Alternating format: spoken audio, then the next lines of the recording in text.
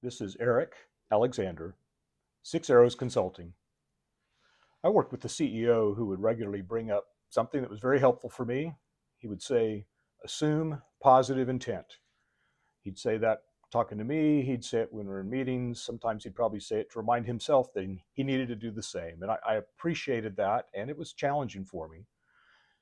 Later this morning, I'll be meeting with some banking leaders, and we'll be having conversations about leadership, stewardship, accountability, and a couple things are common about all three of those. They're super important, they're hard work, and they all involve communication. And the communication part of it is one of the things that can make it so hard. And this principle about assuming positive intent comes into play there lots of times. It's a regular challenge in communication. Think about why. I can't see intent. What I can see is behaviors. And from the behaviors, I will infer all kinds of things. And other people likely do the same thing with me. Personally, I want to be judged based on my intent and hope that my behavior demonstrates good intent. But I tend to judge other people based on their behaviors, and I make assumptions about the intent. That's not really that helpful, but think about how often it happens, and maybe a recent incident where you experienced it too. Somebody did something annoying or worse, and you assumed negative intent. I do it. You got cut off on the highway.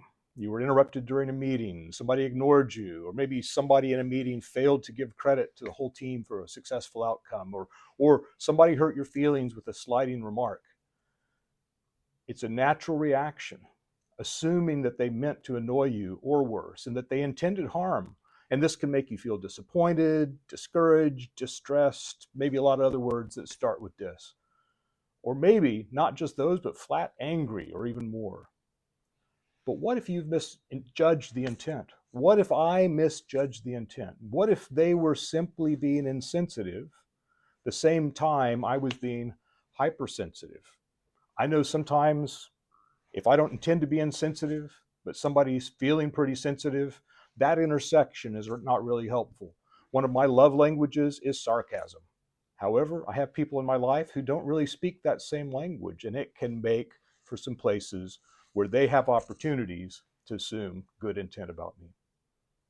What if the person that seemed insensitive was really just distracted or struggling with the challenge of their own, and they didn't mean to interrupt you or come off as harsh or distant or 98% jerk?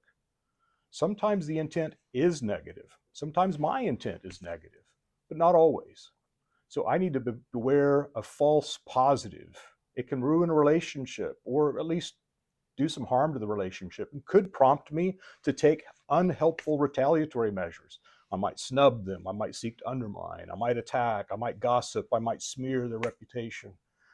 This is challenging for me.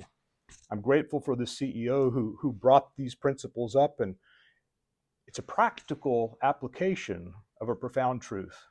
Christ talked about the golden rule: do unto others as you would have others do unto you.